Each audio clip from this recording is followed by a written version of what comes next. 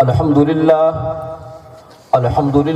وكفى وسلام على عباده الذين اصطفى أما بعد فأعوذ بالله من الشيطان الرجيم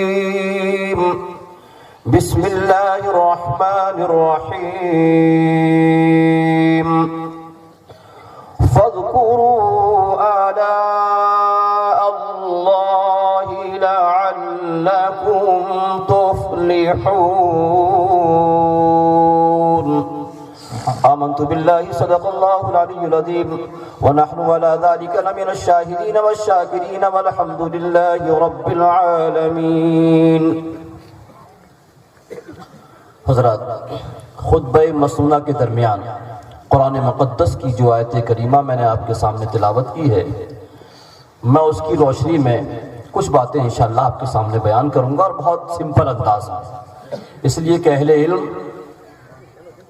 بخوبی واقف ہیں، سب کچھ جانتے ہیں، لیکن سید صاحب کے، بزرگان دین کے جو چاہنے والے دور دراز سے، دیہات سے جو لوگ آئے ہیں، ان کو بھی سمجھانا ضروری ہے۔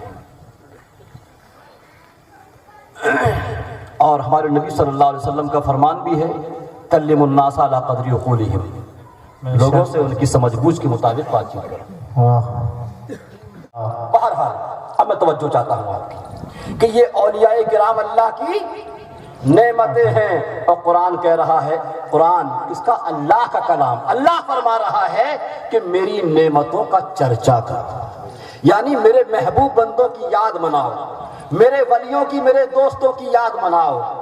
آج لوگ کہتے ہیں کہ قرآن اس کی اجازت دیتا ہے، تو میں بڑی ذمہ داری سے عرض کر رہا ہوں کہ اگر قرآن کا محبت سے مطالعہ کیا جائے، اگر قرآن و حدیث کا دیانتداری کے ساتھ، انصاف کے ساتھ مطالعہ کیا جائے، تو قرآن کریم اور حدیث پاک ببانگ دوحل ہم کو یہ پیغام دیتا ہے، یہ اعلان کرتا ہے کہ یادیں مناؤ، یادیں برقرار رکھو، یادوں کو مٹنے نہ دو۔ اگر یادیں اسلام کے اندر بہت اہمیت رکھتی ہیں، بلکہ میں بڑی ذمہ داری سے عرض کر رہا ہوں کہ اسلام کے اندر یادوں کی اتنی اہمیت ہے کہ اسلام کی جتنی بھی عبادتیں ہیں، چاہے روزہ ہو، نماز ہو، زکوٰۃ ہو، حج ہو، ان سب کا دار و مدار یادوں پر۔ کس کے اوپر ہے؟ یادوں پر ہے۔ حقیقت تو یہ ہے کہ اگر یادوں کو اسلام سے ہٹا دیا جائے، یادوں کو اسلام سے مٹا دیا جائے، تو نمازیں کھوکھلی ہو جائیں گی، روزے بیکار ہو جائیں گے، زکوٰۃ بیکار ہو جائے گی، حج بیکار ہو جائے گا، اس لیے کہ یادوں کا اسلام کے اندر بہت اہمیت ہے، بہت مطلب دار و مدار ہے۔ حقیقت تو یہ کہ جتنی عبادتیں ہیں یہ سب ٹکی ہوئی ہیں یادوں پر۔ سبحان اللہ۔ کس پر ٹکی ہوئی ہیں؟ اگر یادوں کو مٹاؤ گے تو آپ کو نماز کو مٹانا ہوگا، یاد کو مٹاؤ گے، اللہ کے محبوب بندوں کی یاد مٹاؤ گے، آپ کو حج کو بھولنا ہوگا، یاد کو مٹاؤ گے، آپ کو روزہ اس کو بھی فراموش کرنا ہوگا۔ آپ سوچتے ہوں گے مولانا اتنی بڑی بات کہہ رہے ہیں آپ کہ اگر اسلام سے یادوں کو ہٹا دیا جائے تو نمازیں بیکار ہو جائیں گی، روزے بیکار ہو جائیں گے۔ اب سنیے، آپ غور سماعت فرمائیے کہ اسلام کا یادوں سے بڑا گہرا تعلق ہے۔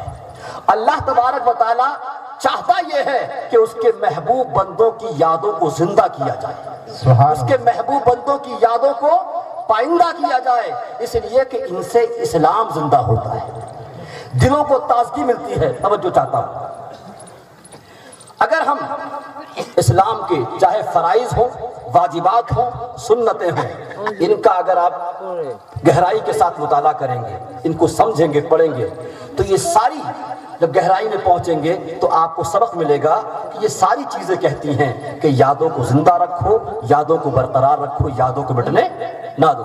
آئیے ملاحظہ فرمائیں، اگر یادیں نہ منائیں، بزرگوں کی یادوں کو بھلا دیا جائے تو نمازیں کیسی بیکار ہو جائیں گی۔ اس لیے کہ یہ پانچوں نمازیں جو ہم پڑھتے ہیں، یہ پانچوں نمازیں اللہ کے محبوب بندوں کی یادیں ہیں۔ پانچوں نمازیں اللہ کے محبوب بندوں کی یادیں ہیں۔ سب سے پہلی نماز فجر کی نماز، فجر کی نماز حضرت آدم علیہ السلام کی یاد ہے۔ مختصر یوں سمجھیے، حدیث پاک میں آتا ہے کہ جب اللہ تبارک و تعالیٰ نے حضرت آدم علیہ السلام کو جنت سے زمین پر اتارا، کہاں اتارا؟ زمین پر اتارا۔ حضرت آدم علیہ السلام جب زمین پر آئے تو جنت کا ماحول کچھ اور تھا، دنیا کا ماحول کچھ اور، جنت کا ماحول اجالا ہی اجالا، وہاں اندھیرا نہیں تھا۔ لیکن جب حضرت آدم علیہ السلام زمین پر آئے تو یہاں آدھا دن اور رات میں 12 گھنٹے دن 12 گھنٹے رات۔ حضرت آدم علیہ السلام جب تک دن کے اجالے میں رہے، خوش رہے، مسکراتے رہے، چہرے پر فرق نہیں آیا۔ لیکن جب رات آنا شروع ہوئی، پہلی مرتبہ حضرت آدم علیہ السلام نے رات کو دیکھا، اندھیرے کو دیکھا۔ ظاہر بات، جس نے کبھی کسی نے اندھیرا نہ دیکھا ہو، ڈارک پلیس نہ دیکھی ہو، جب ملاقات ہوگی تو گھبرائے گا۔ حضرت آدم علیہ السلام نے جب پہلی مرتبہ رات کو دیکھا، اندھیرا دیکھا، تو گھبرائے، پریشان ہوئے۔ اسی گھبراہٹ کے عالم میں، اسی پریشانی کے عالم میں رات کے چند گھنٹے گزرنے کے بعد صبح سحری کے وقت آسمان کے کناروں پر جب دوبارہ روشنی ظاہر ہوئی، اجالا آتا ہوا نظر آیا، اندھیرا جاتا ہوا نظر آیا، تو اللہ کے محبوب بندوں کا طریقہ ہوتا ہے اور سبق دیتے ہیں کہ جب کوئی اللہ کی نعمت ملے، پریشانی جائے، تو بارگاہ خداوندی میں شکرانے کے نفل ادا کرو، سجدہ شکر ادا کرو۔ تو حضرت آدم علیہ السلام نے جب اندھیرا جاتا دیکھا، اجالا آتا دیکھا، تو ایک رکعت نماز نفل اجالا آنے کی خوشی میں، ایک رکعت نفل اندھیرا جانے کی خوشی میں، 2 رکعت نفل ادا فرمائے۔ اللہ تبارک و تعالیٰ کو حضرت آدم کے، اپنے نبی کے یہ نفل اتنے پسند آئے کہ امت محمدیہ پر فجر میں 2 ہی رکعت نماز فرض فرمائی۔ سبحان اللہ۔ تو یہ فجر میں جو 2 فرض ہیں، یہ حضرت آدم علیہ السلام کی یاد ہے۔ تو ہم جہاں فجر کی نماز پڑھتے ہیں، فجر کی نماز بھی پڑھتے ہیں اور اپنے باپ حضرت آدم کی یاد بھی مناتے ہیں۔ سبحان تو اللہ۔ فجر کی نماز پکارتی ہے، یادوں کو مناؤ، یادوں کو زندہ کرو، یادوں کو مٹنے نہ دو۔ اس لیے کہ اگر یادوں کو مٹایا گیا اور ہر فجر کی نماز سے حضرت آدم کی یاد کو نکالا گیا تو فجر کی نماز کھوکھلی ہو جائے گی۔ تو فجر کی نماز پکارتی ہے، یادیں مناؤ، یادوں کو برقرار رکھو، یادوں کو مٹنے۔ سمجھ میں آئی بات؟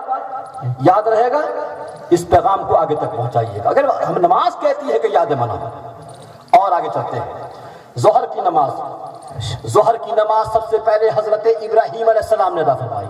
کس نے؟ ابراہیم۔ 2 واقعے ملتے ہیں کہ حضرت اسماعیل علیہ السلام کی خوشی میں، اور ایک ملتا ہے کہ حضرت اسحاق علیہ السلام کی خوشی میں۔ قرآن پاک کے اندر پورا واقعہ تفصیل سے بہرحال حضرت اسماعیل علیہ السلام کو جب حضرت ابراہیم علیہ السلام نے اللہ کے حکم کے مطابق قربان کرنا چاہا اور جنت سے دمبا آیا، ظہر کا وقت تھا۔ کون سا وقت تھا؟ علماء کرام سنتے رہے، ظہر کا وقت تھا۔ چھری چلاتے ہیں لیکن چھری نہیں چلتی ہے، جنت سے دمبا آتا ہے۔ حضرت اسماعیل علیہ السلام کے بدلے میں دمبا ذبح کرتے ہیں، اور دمبا ذبح کرنے کے بعد حضرت ابراہیم علیہ السلام بارگاہ خداوندی میں اپنا امتحان کامیاب ہونے، قربانی قبول ہونے کے شکریہ میں 4 رکعت نفل ادا فرماتے ہیں۔ سبحان اللہ۔ 4 رکعت نماز نفل ادا فرماتے ہیں۔ اللہ تبارک و تعالیٰ کو اپنے خلیل، اپنے دوست حضرت ابراہیم علیہ السلام کی یہ نفل جو انہوں نے ظہر کے ٹائم، دوپہر کے ٹائم پڑھے تھے، اتنے پسند آئے کہ امت محمدیہ پر ظہر میں 4 ہی رکعت نماز فرض فرمائی۔ سبحان اللہ۔ واہ۔ تو جب ظہر کی نماز پڑھتے ہیں، اللہ کی بندگی بھی کرتے ہیں، عبادت بھی کرتے ہیں، بھکتی بھی کرتے ہیں، اور اس کے ساتھ ساتھ حضرت ابراہیم علیہ السلام جو اللہ کے خلیل ہیں، اللہ کے دوست ہیں، ان کی یاد بھی مناتے ہیں۔ پکارتی ہے کہ یادیں مناؤ، یادیں برقرار رکھو، یادیں مٹنے نہ دو۔ نہ دو۔ عصر کی نماز، عصر کی نماز میں اس کو لمبا بھی کر سکتا ہوں قرآن کریم کی آیتوں کا حوالہ دے کر، لیکن چونکہ وقت کم ہے۔ عصر کی نماز سب سے پہلے حضرت عزیر علیہ السلام نے پڑھی۔ کس نے پڑھی؟ عزیر علیہ السلام نے پڑھی۔ عزیر علیہ السلام یہودی ان کو اللہ کا بیٹا کہتے ہیں۔ کیا کہتے ہیں؟ بیٹا۔ قرآن پاک میں فرمایا قالت یہود عزیر ابن اللہ، یہودیوں نے کہا کہ عزیر اللہ کے بیٹے ہیں۔ عزیر علیہ السلام انہوں نے عصر کی نماز پڑھی۔ کیوں پڑھی؟ قرآن کریم 3 پارے کے اندر اس بات کو مفسرین کرام نے بڑی تفصیل سے بیان کیا ہے۔ ملاحظہ فرمائے کیوں تو عصر کی نماز حضرت عزیر نے پڑھی۔ حضرت عزیر علیہ السلام کے زمانے میں ایک بادشاہ ہوا کرتا جس کا نام تھا بختہ نصر۔ کیا نام تھا؟ بادشاہ کا نام کیا تھا؟ بختہ نصر۔ بختہ نصر۔ بختہ نصر نے بیت المقدس کے اوپر چڑھائی کی۔ چڑھائی کرنے کے بعد پورے بیت المقدس کو تباہ و برباد کر دیا۔ جو وہاں پر مرد تھے نوجوان تھے ان کا قتل عام کر دیا، عورتوں کو غلام بنایا، پوری بستی کو ویران کر دیا. کہے لاشیں پڑی ہوئی ہیں، کہیں ہاتھ پڑا ہوا ہے، کہیں ٹانگ پڑی ہوئی ہے، کہیں کچھ پڑا ہوا ہے. انہی قیدیوں میں حضرت عزیر بھی.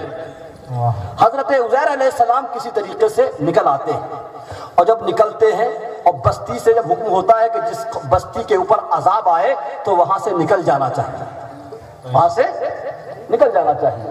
حضرت عزیر علیہ السلام جب بستی سے نکلتے ہیں اور راستے میں لاشیں دیکھتے ہیں، کسی کی منڈی الگ پڑی ہوئی ہے، دھڑ الگ پڑا ہوا ہے، ہاتھ الگ پڑا ہوا ہے، سر الگ پڑا ہوا ہے، یہ سب ساری چیزیں دیکھتے ہیں تو حضرت عزیر کے ذہن میں آتا ہے کہ کسی کا سر وہاں پڑا ہے، ہاتھ وہاں پڑا ہے، دھڑ وہاں پڑا ہے، کوئی گل گیا ہے، کسی کو جانور کھا رہے ہیں، کسی کو پرندے کھا رہے ہیں. آخر اللہ تعالیٰ قیامت کے دن اس کو دوبارہ مطلب بنائے گا کیسے، زندہ کیسے فرمائے گا؟ بارگاہ خداوندی میں عرض کرتے ہیں کہ مولا کسی کا دھڑ کہیں ہے، سر کہیں ہے، تو قیامت کے دن دوبارہ اسی صورت میں کیسے لے کر آئے گا؟ کوئی پرندوں کے پیٹ میں ہے، کوئی جانوروں کے پیٹ میں ہے، کوئی زمین میں گڑ گیا ہے، کوئی بہہ گیا ہے، دوبارہ کیسے؟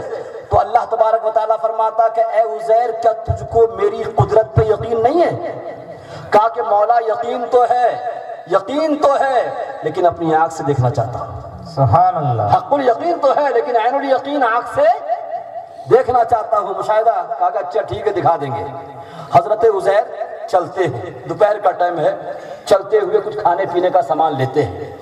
ایک تھیلے کے اندر کچھ انگور رکھتے ہیں، پانی رکھتے ہیں کھانے پینے کا، اور اپنے گدھے پہ سوار، خچر پہ سوار ہو کے بستی سے باہر نکل جاتے ہیں.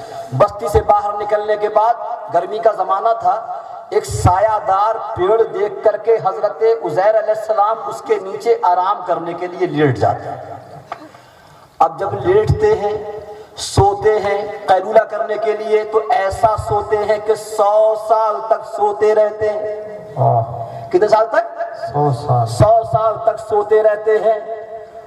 ہم نے جس کو قرآن کریم کے 3 پارے کے اندر بیان کیا کہ او کالذی مر علی قریہ، یا وہ کہ جو گزرا ایک بستی سے، وہی خاویۃ علی عروشها، اور وہ بستی پوری گر گئی تھی اپنی چھتوں کے اوپر. بھائی خبر عروشها قال ان یحیی هذه الله بعد موتها، انہوں نے کہا کہ اللہ اس کو دوبارہ کیسے زندہ فرمائے گا. کون؟ 3 پارہ. قال ان یحیی هذه الله بعد موتها. اس کے بعد آیت میں آتا کہ قال کم لبث، 100 سال کے بعد جب حضرت عزیر دوبارہ اٹھے بیدار ہوئے تو پروردگار نے پوچھا کہ قال کم لبث، اے عزیر تم یہاں کتنا سوئے، کتنا ٹھہرے؟ کہا قال لبثت یوما او بعد یوم، کہا کہ یا تو ایک دن ٹھہرا ہوں یا ایک دن سے کم ٹھہرا ہوں. کیونکہ دوپہر کا ٹائم سوئے تھے اور عصر کا ٹائم اٹھ گئے. دوپہر کے ٹائم سوئے تھے، عصر کے ٹائم اٹھ گئے. کہا کہ قال لبثت یوما او بعد یوم، کیا تو ایک دن ٹھہرا ہوں یا ایک دن کا کچھ حصہ ٹھہرا ہوں؟ تو پروردگار نے فرمایا کہ اے عزیر نہیں، قال بل لبثت 100 عام، تم 100 سال تک سوتے رہے. کتنے سال تک؟ 100 سال. قال بل لبثت 100 عام فانظر الی طعامک، تم اپنے کھانے کی طرف دیکھو، جو کھانے کا سامان ہے اس کی طرف دیکھو، وشرابک، اور اپنے پینے کی چیز کی طرف دیکھو کہ لم یتسنہ، اس کے اندر بدبو نہیں آئی ہے. سبحان اللہ. اس کے اندر یعنی پروردگار عزیر سے فرماتا کہ اے عزیر تم یہ کہتے ہو کہ ہم زندہ کیسے فرمائیں گے؟ جو چیز 24 گھنٹے میں سڑ جاتی ہے، برباد ہو جاتی ہے، اس کو 100 سال تک سلامت رکھنا ہماری قدرت ہے. سبحان اللہ. انگور کو خراب ہو جانا چاہیے تھا، بے شک. پانی کو سڑ جانا چاہیے تھا، اس کو برقرار رکھنا، بدبو نہ لانا، یہ ہماری قدرت ہے. فانظر الی طعامک وشرابک لم یتسنہ وانظر الی حمارک، اور اپنے گدھے کی طرف دیکھو، گدھا گل گیا تھا، سڑ گیا تھا، کچھ بھی نہیں تھا، ہڈیاں پڑی ہوئی تھیں. اس کے بعد حضرت عزیر کی آنکھوں کے سامنے خچر کی، گدھے کی ہڈیاں ملی، ڈھانچہ بنا، انفراسٹرکچر تعمیر ہوا، ان کے سامنے ہی گوشت چڑھا، اور آپ کے سامنے ہی گوشت کے اوپر کھال چڑھی، بال چڑھے، خچر بن کے تیار ہوئے. سبحان اللہ. خچر بن کے.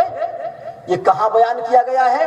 کسی مولوی نے بیان نہیں کیا ہے، اللہ رب العالمین نے قرآن میں بیان کیا۔ سبحان اللہ۔ تیسرا پارہ ہے، جا کے علماء کرام سے تفسیر پڑھ لیجیے گا۔ وانظر الی طعامک و شرابک لتسنہ وانظر الی حمارک ولنجعلک آیۃ للناس۔ اور اے عزیر، ہم نے تو تم کو دکھایا ہے، کیوں دکھایا ہے؟ اس لیے دکھایا ہے تاکہ تم لوگوں کے لیے قیامت تک کے لیے نشانی بن جائے، واہ واہ، سبحان اللہ۔ تاکہ ہم تم کو نشانی بنائیں۔ تو حضرت عزیر علیہ السلام نے جب خدا کی قدرت کا یہ کرشمہ دیکھا، جلوہ دیکھا، تو عصر کا ٹائم تھا۔ بے شک۔ کیا کا ٹائم تھا؟ عصر کا وقت تھا، عصر کا ٹائم تھا۔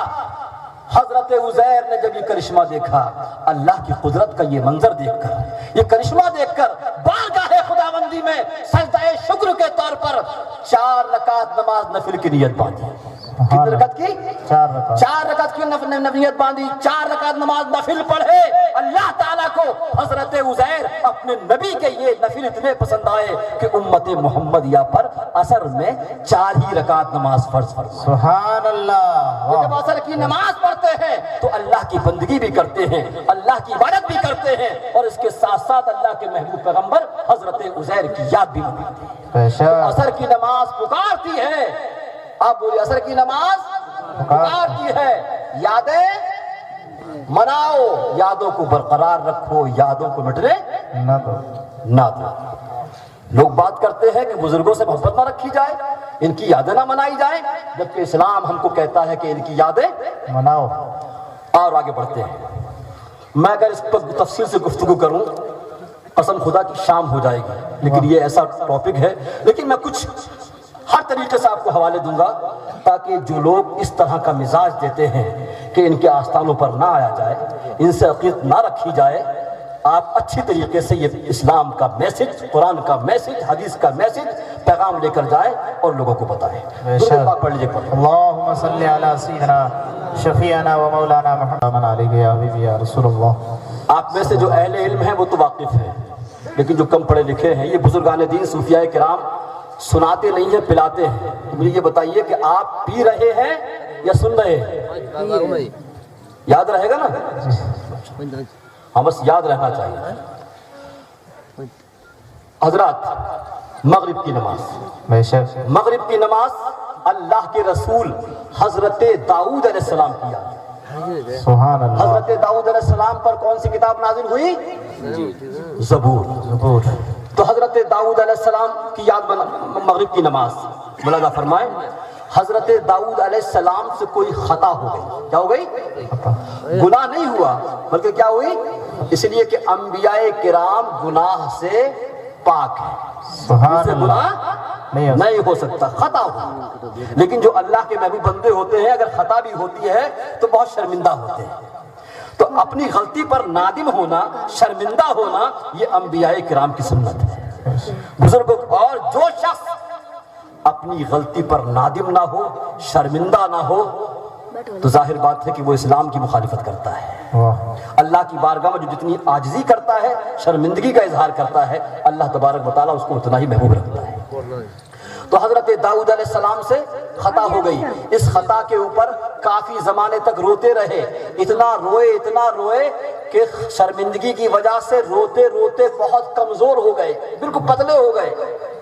ایک دن جبرائیل علیہ السلام وحی لے کر آئے، خوشخبری لے کر آئے کہ اللہ تبارک و تعالیٰ سلام ارشاد فرماتا ہے اور فرماتا کہ اے داؤد، ہم نے تمہاری توبہ قبول فرما لی، تمہاری خطا معاف فرما دی، سبحان اللہ۔ تمہاری خطا معاف فرما دی۔ جبرائیل علیہ السلام حضرت داؤد کے پاس جس وقت یہ خبر لے کر آئے، وحی لے کر آئے، مغرب کا ٹائم تھا۔ کیا کا ٹائم تھا؟ مغرب۔ سورج غروب ہو رہا تھا، سوریہ است ہو رہا تھا، سورج غروب ہو رہا تھا۔ حضرت داؤد علیہ السلام نے جب یہ خوشخبری سنی، یہ بشارت سنی، جوش میں آتے ہیں، 4 رکعت نماز کی نیت باندھتے ہیں۔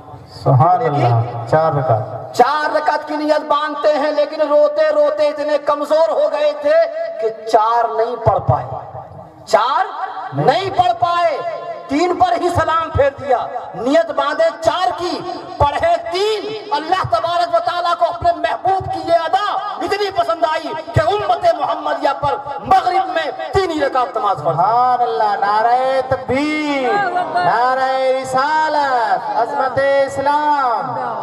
سبحان اللہ۔ مغرب میں 3 ہی رکعت نماز فرض فرمائی. ذرا غور کریں کہ نیت باندھے 4 کی اور پڑھے 3. معلوم ہوا کہ اللہ چاہتا یہ ہے کہ اس کے محبوب بندوں کی یادوں کو جیسے وہ ادا کریں ویسے ہی زندہ رکھا جائے, سبحان اللہ, ویسے ہی برقرار رکھا جائے. بے شک. تو مغرب کی نماز پڑھتے ہیں, اللہ کے محبوب بندوں کی یاد بناتے ہیں, یاد تازہ کرتے ہیں, عبادت بھی کرتے ہیں اور انبیاء کرام کی یاد بھی بناتے ہیں. بے شک. عشاء کی نماز سب سے پہلے حضرت موسیٰ علیہ السلام نے پڑھی, جنہوں نے کوہ طور پر اللہ تبارک و تعالیٰ سے کلام فرمایا. موسیٰ علیہ السلام جب کوہ طور پر گئے, خدا کا جلوہ دیکھا, سبحان اللہ, خدا کا جلوہ دیکھا. جلوہ دیکھ کر مدہوش ہو گئے, بے ہوش ہو گئے. اب جب آنکھ کھلی تو خدا سے ہم کلام ہوئے. خدا کا جلوہ دیکھنے کے شکریہ میں عشاء کا ٹائم تھا. حضرت موسیٰ علیہ السلام نے بارگاہ خداوندی میں شکریہ کے طور پر 4 رکعت نماز نفل ادا فرمائی. اللہ تبارک و تعالیٰ کو اپنے کریم حضرت موسیٰ کے یہ نفل اتنے پسند آئے کہ امت محمدیہ پر عشاء میں 4 ہی رکعت نماز فرض فرمائی. میں سمجھتا ہوں شاید یہی فلسفہ ہے, یہی راز ہے کہ شہنشاہ ہندوستان خواجہ غریب نواز رحمت اللہ علیہ فرماتے ہیں کہ جو 5 ٹائم کی نماز پڑھتا ہے اللہ تعالیٰ اس کو تمام انبیاء کرام کے برابر ثواب عطا فرماتا ہے. سبحان اللہ, واہ. تو یہ نمازیں پکارتی ہیں کہ نمازیں پکارتی ہیں کہ اللہ کی عبادت بھی کرو, اس کے ساتھ ساتھ اللہ کے محبوب بندوں کی یادیں بھی مناؤ. اگر ان یادوں سے, ان نمازوں سے ان محبوب بندوں کی یادوں کو نکال دیا جائے تو بتائیے نمازیں کھوکھلی ہوگی نہیں ہوگی؟ کھوکھلی ہو جائیں گی. تو یہ نمازیں پکارتی ہیں کہ یادیں مناؤ, یادیں برقرار رکھو, یادوں کو مٹنے نہ دو. دوسرا رکن اسلام کا کیا ہے؟ روزہ. کیا ہے؟ روزہ ہے. یہ روزہ بھی اللہ کے محبوب بندوں کی یاد ہے. میں نہیں کہہ رہا ہوں, آپ نے علماء کرام سے بارہا سنا ہوگا کہ ہر نبی روزہ رکھتے تھے. حضرت آدم علیہ السلام ہر مہینے کی 13, 14, 15 تاریخ کو روزہ رکھتے تھے, جسے کہتے ہیں ایام بیس کے روزے. حضرت نوح علیہ السلام 1 دن چھوڑ کر روزہ رکھتے تھے. حضرت موسیٰ علیہ السلام جب کوہ طور پر گئے تو 40 روزے رکھے. حضرت عیسیٰ علیہ السلام بھی روزہ رکھتے تھے. یہ سارے نبی روزہ رکھتے تھے. قرآن تبھی تو کہتا ہے دوسرے پارے کے اندر, یا ایھا الذین آمنوا کتب علیکم الصیام کما کتب علی الذین من قبلکم, اے ایمان والو تم پر روزے فرض کیے گئے جس طرح تم سے پہلے لوگوں پر فرض کیے گئے تھے. تو روزے کس پہ فرض کیے گئے ہوں گے؟ انبیاء کرام پر, یہ مومنین پر. تو معلوم ہوا کہ یہ روزے بھی کیا ہے؟ یادیں ہیں. اور یہ جو رمضان کے روزے ہیں یہ ہمارے نبی صلی اللہ علیہ وسلم کی یاد, اس لیے کہ تاریخ بتاتی ہے, میرے نبی کی سیرت بتاتی ہے کہ جب جب رمضان کا مہینہ آتا تھا ہمارے نبی صلی اللہ علیہ وسلم رمضان کے مہینے میں کھانے پینے کا سامان لے کر غار ثور میں تشریف لے جاتے تھے. تشریف لے جاتے تھے اور رمضان کے پورے مہینے دن میں, ابھی روزے فرض نہیں ہوئے تھے, لیکن اللہ کے نبی رمضان کے مہینے میں پورا دن کھانے پینے سے پرہیز کرتے تھے اور رات کو کھڑے ہو کر عبادت کرتے تھے, شب بیداری کرتے تھے. اللہ کو اپنے محبوب کی یہ ادا اتنی پسند آئی کہ آپ کی اس ادا کو آپ کی امت پر روزوں کی شکل میں, رمضان کی روزوں کی شکل میں فرض قرار دے دیا, اور آپ کے رات کے کھڑے ہو کر قیام کرنے کو ہمارے اوپر سنت موقرہ فرما دیا تراویح کی صورت میں. سبحان اللہ. تو یہ روزے اللہ کے محبوب کی یاد ہیں اور تراویح بھی اللہ کے محبوب کی یاد ہے. تو روزے پکارتے ہیں, تراویح پکارتی ہے کہ یادوں کو مناؤ, یادوں کو برقرار رکھو, یادوں کو مٹنے نہ دو. اس لیے کہ اگر یادوں کو مٹا دیا گیا تو روزے کیا ہو جائیں گے؟ کھوکھلے ہو جائیں گے. آئیے اور آگے بڑھتے ہیں. حج کیا ہے؟ حج. اللہ تبارک و تعالی ہم سب کو حاجی بنائے, آمین. کیا بنائے؟ توجہ چاہتا ہوں. اور قسم خدا کی حج تو پورا کا پورا یاد ہے. کیا ہے؟ یاد. حج میں یاد کے علاوہ کچھ ہے ہی نہیں.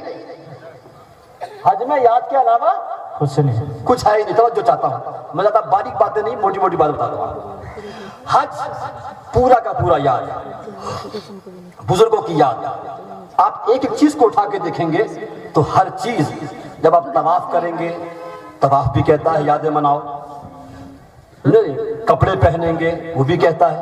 آئیے ہم چلتے ہیں، جب ہم عمرہ کرنے جاتے ہیں، حج کرنے جاتے ہیں تو کیا کرتے ہیں؟ حکم ہوتا ہے کہ سب سے پہلے سفید احرام پہن لو۔ واہ، کیا پہن لو؟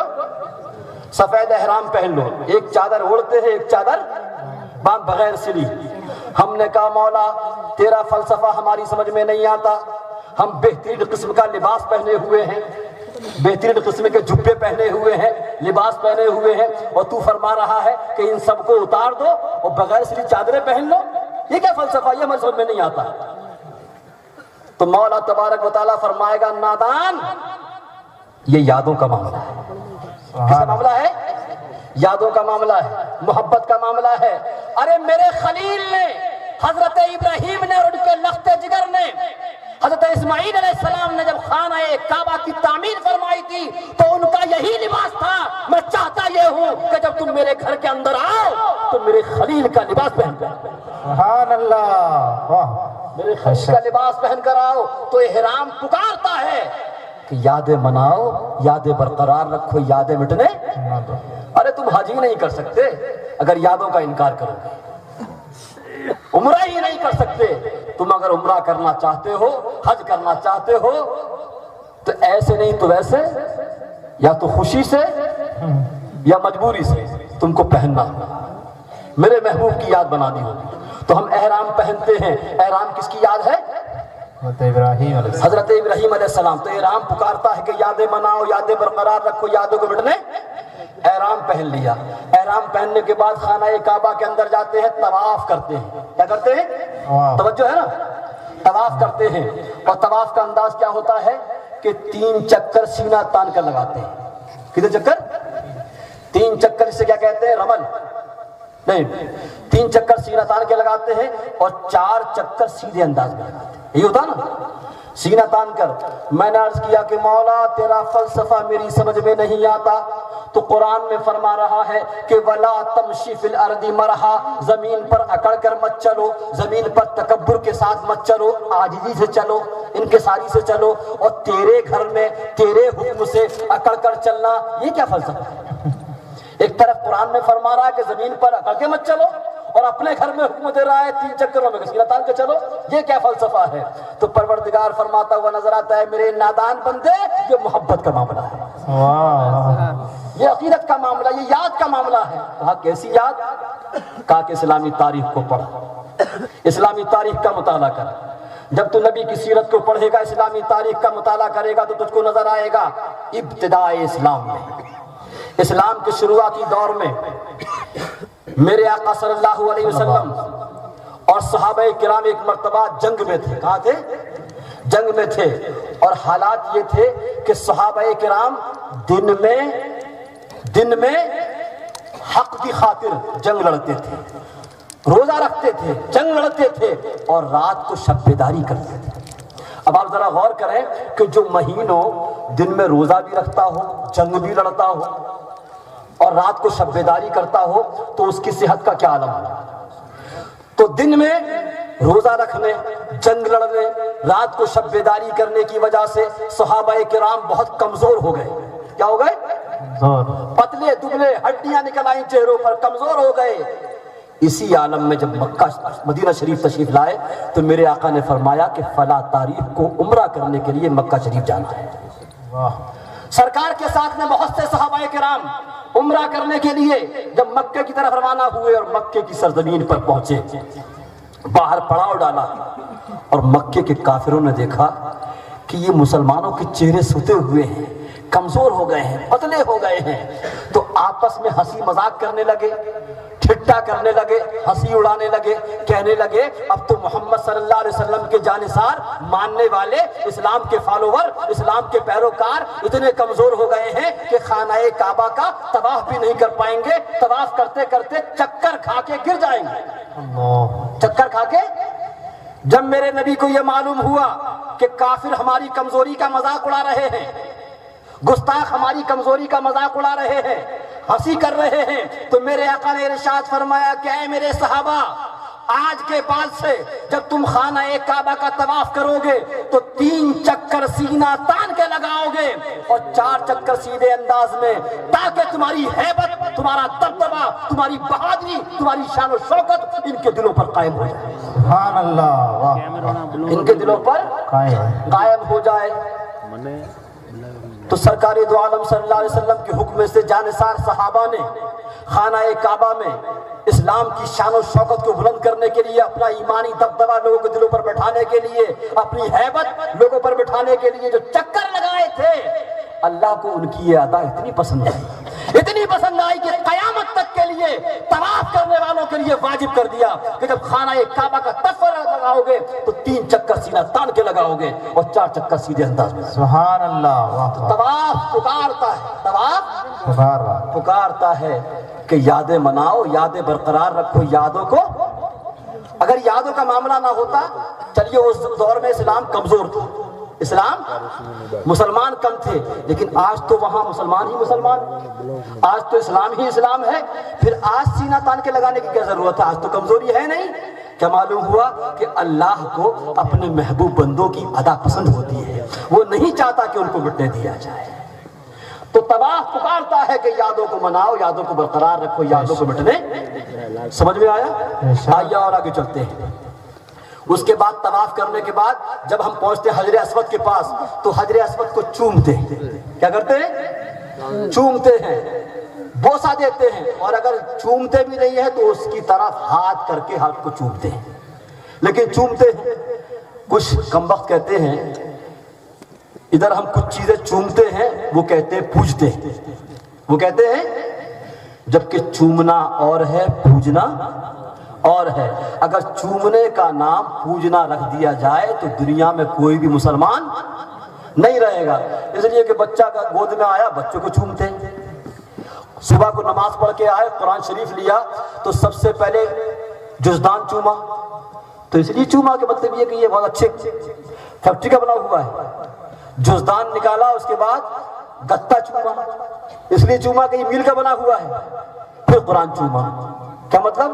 کپڑا اس لیے چومتے ہیں کہ اس کو اللہ کے کلام سے نسبت ہے، گتا اس لیے چومتے ہیں کہ اللہ کے کلام سے نسبت۔ معلوم ہوا کہ جو چیز اللہ سے منسوب ہو جائے، جس کا کانٹیکٹ اللہ سے ہو جائے، جس کا رابطہ اللہ سے ہو جائے، وہ چومنے کے لائق ہے۔ اس لیے بزرگان دین اللہ کے محبوب بندوں کی چادریں چومتے ہیں، چوکھٹے چومتے ہیں، لیکن ادھر ہم چومتے ہیں، اس کو کیا کہتے ہیں؟ پوجتے ہیں۔ لیکن چومنا اور ہے، پوجنا اور۔ میں آپ کو بتا دوں، اگر چومنا شرک ہے تو یہ شرک سب سے پہلے اللہ کے گھر میں ہوتا ہے۔ کہاں ہوتا ہے؟ کیونکہ حجر اسود چومتے ہیں۔ معلوم ہوا کہ چومنا اور ہے، پوجنا اور ہے۔ اور آپ کو بتائیں، دیکھیے آپ فلسفہ دیکھیں، آپ مکہ فتح ہونے سے پہلے خانہ کعبہ کے اندر 360 بت رکھے ہوئے تھے۔ کتنے؟ 360 پتھر کے بت رکھے ہوئے تھے۔ جب مکہ فتح ہوا تو نبی نے کیا کیا؟ 360 پتھروں کے بتوں کو نکال کر باہر کر دیا اور ایک پتھر لگا دیا۔ کیا لگا دیا؟ 360 پتھر ہٹا دیے گئے، ایک پتھر لگا دیا گیا۔ میں نے کہا کیا فلسفہ ہے؟ جو ہٹائے گئے وہ بھی پتھر تھے اور جو لگایا گیا وہ بھی پتھر۔ اگر پتھر کو ہٹا کے پتھر ہی لگانا تھا تو ان 360 پتھروں کو ہٹانے کی کیا ضرورت ہے؟ وہ بھی پتھر، یہ بھی پتھر۔ تو جواب ملے گا نادان، اللہ کے گھر میں جو پتھر پوجے جاتے تھے ان کو ہٹا دیا گیا، اور جو چوما جاتا ہے اس کو لگا دیا۔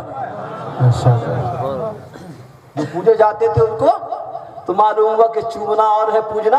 بہرحال حجر اسود چومتے ہیں، یہ چومنا بھی اللہ کے محبوب بندوں کی یاد۔ حضرت عمر فاروق رضی اللہ تعالیٰ عنہ حجر اسود کے سامنے آتے، بخاری شریف کی حدیث پاک ہے، حجر اسود کے سامنے آتے ہیں اور کھڑے ہو کے کہتے ہیں، اے حجر اسود، اے حجر اسود، میں جانتا ہوں کہ تو ایک پتھر ہے، میں جانتا ہوں کہ تو ایک پتھر ہے۔ اور اس کے بعد کچھ ہی لمحے بعد جا کے چپٹ جاتے ہیں، چومنے لگتے ہیں، کہتے ہیں کیا کروں، تجھ کو چوما ہے میرے آقا صلی اللہ علیہ وسلم، تجھ کو چوما ہے میرے آقا۔ تو معلوم ہوا کہ حجر اسود چومتے ہیں، یہ اللہ کے رسول کی یاد ہے، اللہ کے محبوب بندوں کی یاد ہے۔ تو حجر اسود کا چومنا پکارتا ہے کہ یادوں کو مناؤ، یادوں کو برقرار رکھو، یادوں کو مٹنے نہ دو۔ حج کے اگر میں بہت سے رکن بیان کروں گا تو بات لمبی ہو جائے گی، آئیے آگے بڑھتے ہیں۔ ہم زمزم پیتے ہیں، کیا پیتے ہیں؟ زمزم پیتے ہیں۔ اس کے بعد صفا مروہ کی دوڑ لگاتے ہیں، کیا کرتے ہیں؟ صفا مروہ کی دوڑ لگاتے ہیں۔ میں نے جو اندازہ لگایا تقریباً 4.5 کلومیٹر بیٹھتا ہے۔ کتنا؟ 7 چکر تقریباً 4.5 کلومیٹر بیٹھیں گے۔ صفا مروہ کے 7 چکر لگاتے ہیں۔ میں نے پوچھا حاجی صاحب اگر تم کو یہ عرب میں آنے کے بعد 2 پہاڑیوں کے بیچ میں دوڑ ہی لگانا تھی تو راجستھان کے اندر بہت پہاڑیاں تھیں، 2 پہاڑیاں طے کر کے وہاں دوڑ لگا لے، یہاں دوڑ لگانے کی کیا ضرورت تھی؟ جواب ملے گا نادان، یادوں کا معاملہ ہے۔ کس کا معاملہ ہے؟ یادوں کا۔ آپ ابھی کہتے ہوں گے کہ یہ تو سب انبیاء کرام ہیں، اللہ نبیوں کی یاد تازہ کرتا ہے۔ توجہ چاہتا ہوں ملاحظہ فرمائیں، اب جو آ رہا ہے وہ نبی نہیں ولی ہے۔ کون ہے وہ؟ ولی ہے۔ دوڑ لگاتے ہیں۔ ہم نے پوچھا کیوں دوڑ لگاتے ہیں؟ کہا کہ یادوں کا معاملہ۔ کیسا؟ کیسی یادوں کا معاملہ؟ کہا کہ یادوں کا معاملہ یہ ہے کہ آج سے ہزاروں سال پہلے بیابان جنگل میں حضرت ابراہیم علیہ السلام اپنی زوجہ محترمہ حضرت ہاجرہ کو اکیلا چھوڑ آئے تھے۔ ان کے پاس جو کھانے پینے کا سامان تھا جب وہ ختم ہو گیا، حضرت اسماعیل علیہ السلام بچے ہیں، پیاس کی وجہ سے ان کے ہونٹوں پر پپڑی جم رہی تھی، پیاس کی شدت سے بے چین تھے۔ ماں سے یہ دیکھا نہ گیا، صفا پہ چڑھی تاکہ کہیں چڑھنے کے بعد پانی کا نشان نظر آئے، وہاں سے دوڑ لگائی، مروہ پہ گئی تاکہ کہیں پانی کا نشان نظر آئے، 7 مرتبہ چکر دوڑ لگائی تاکہ کہیں پانی مل جائے، لیکن 7ویں مرتبہ جب کہیں پانی نظر نہیں آیا اور اپنے لفتی جگر کی طرف دیکھا، کیونکہ بار بار دیکھتی ہے تاکہ بچوں کو کوئی جانور نقصان نہ پہنچا دے، جب 7ویں مرتبہ دیکھا تو دیکھا کہ حضرت اسماعیل کے قدموں کی طرف پرندے اڑ رہے ہیں، اور جہاں پرندے اڑتے ہیں وہاں پانی ہوتا ہے۔ وہاں کیا ہوتا ہے؟ دوڑ کے آتی ہیں تو کیا دیکھتی ہیں کہ حضرت اسماعیل کے قدموں میں ان کے قدموں کی رگڑ سے پانی ابل رہا ہے، پانی ابل رہا ہے۔ آپ فرماتی ہیں زمزم زمزم، رک جا ٹھہر جا، یعنی باندھتی ہے اس پانی کو۔ تو یہ زمزم بھی حضرت اسماعیل علیہ السلام کے قدموں کی یاد ہے۔ اور وہ دوڑ لگاتی ہے، دوڑ لگاتی ہے۔ ہم نے پوچھا ٹھیک ہے حاجی صاحب، حضرت ہاجرہ نے پانی کی تلاش میں دوڑ لگائی تھی، لیکن آج تو سارا مکہ جل تھل ہے، مکے میں اتنا زمزم ہے کہ ساری دنیا زمزم سے سیراب ہو رہی ہے، ہر حاجی لے کر 10-15 لیٹر آتا ہے، آج دوڑ لگانے کی کیا ضرورت ہے؟ تو جواب ملے گا کہ جب اللہ کی ولیہ نے، اللہ کی محبوب بندی نے، حضرت ہاجرہ نے صفا مروہ کے درمیان دوڑ لگائی تھی، اللہ تعالیٰ کو اپنی محبوب بندی کی یہ ادا اتنی پسند آئی کہ قیامت تک کے حاجیوں کے لیے اس کو واجب کر دیا، تاکہ حاج جب حج کرنے آئیں تو دوڑ لگا کر میری محبوب بندی کی یاد کریں۔ سبحان اللہ، واہ واہ، بے شک۔ تو صفا مروہ کا دوڑنا پکارتا ہے کہ حج کے رکن کو بھی ادا کرو اور اللہ کی ولیہ، اللہ کی محبوب بندی کی یاد کرنا ہے۔ تو یہ پکارتے ہیں۔ حضرات بات آگے بڑھ رہی ہے، میں اس کو شارٹ کرتے ہوئے آگے چلتا ہوں۔ حضرات یہ تو اعمال رہے، فرائض رہے، اس کے علاوہ اگر ہم دور صحابہ سرکار کے زمانے کا مطالعہ کریں، سرکار کے زمانے کے صحابہ کرام کو پڑھیں تو ان سے بھی یہی سبق ملتا ہے کہ صحابہ کرام کا بھی یہی مزاج تھا۔ صحابہ کرام نے بھی ہم کو یہی سبق دیا ہے کہ یادوں کو مناؤ، یادوں کو مٹنے نہ دو۔ میں آگے بڑھتا ہوں درود پاک پر۔ اللہم صلی علی سیدنا شفیعنا و سلام علیک یا رسول اللہ۔ حضرات دنیا میں سارے زمانوں میں سب سے بہترین زمانہ ہمارے نبی کا زمانہ، دنیا میں بچوں میں سب سے بہترین بچے ہمارے نبی کے زمانے کے بچے۔ آئیے اب دور صحابہ کو دیکھیں آپ۔ آج کے ملا کا عقیدہ اور ہو سکتا ہے، لیکن رسول اللہ کے زمانے کا عقیدہ یہ صحابہ کرام جو ہمارے لیے بہترین مثال راہ ہیں، جن کے بارے میں ہمارے نبی نے فرمایا کہ اصحابی کالنجوم، اصحابی بِأَيِّهِمْ اِقْتَدَيْتُمْ اِهْدَدَيْتُمْ۔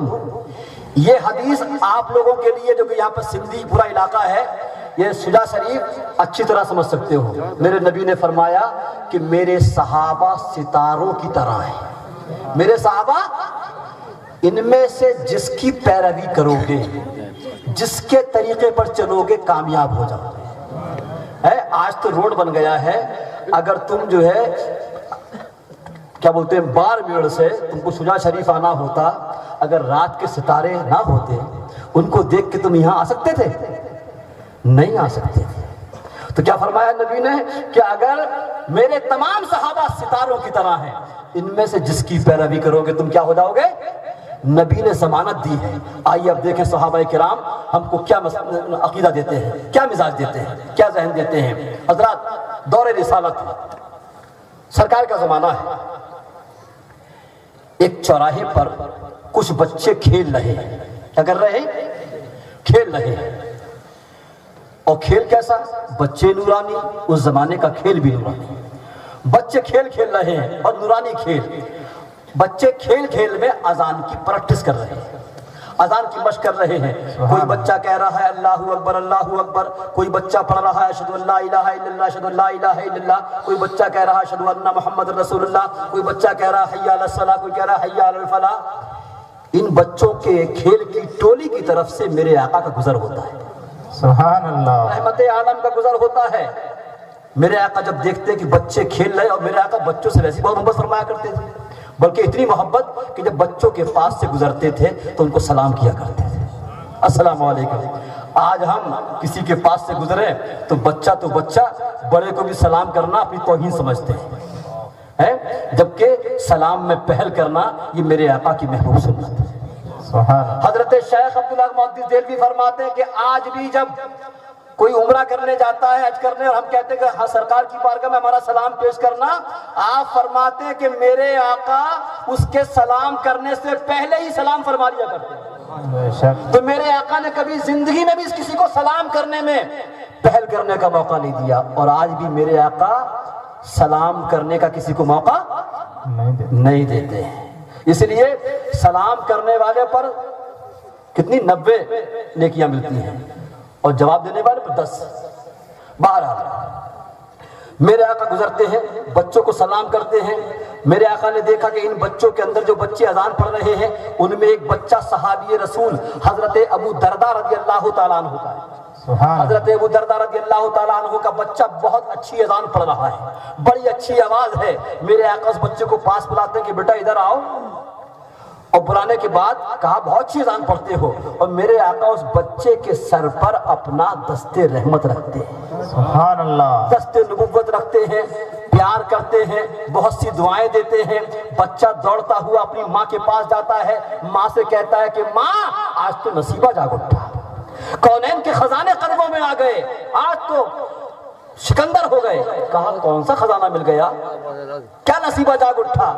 کہا کہ ماں ہم بچے اذان کی مشق کر رہے تھے، اللہ کے رسول کا گزر ہوا، اللہ کے رسول کو میری آواز، میری اذان بہت پسند آئی، سرکار نے پاس بلایا، میرے سر پر دست رحمت رکھا اور مجھے بہت سی دعائیں دی۔ جب ماں نے سنا تو ماں بھی جھوم اٹھی، خوشی میں مست ہو گئی، اور کہا کہ بیٹا میری ایک وصیت یاد رکھنا، میری ایک وصیت یاد رکھنا، ایک نصیحت یاد رکھنا۔ کہا ماں نے کہا، بیٹے نے کہا کہ امی جان کیا بتائیے؟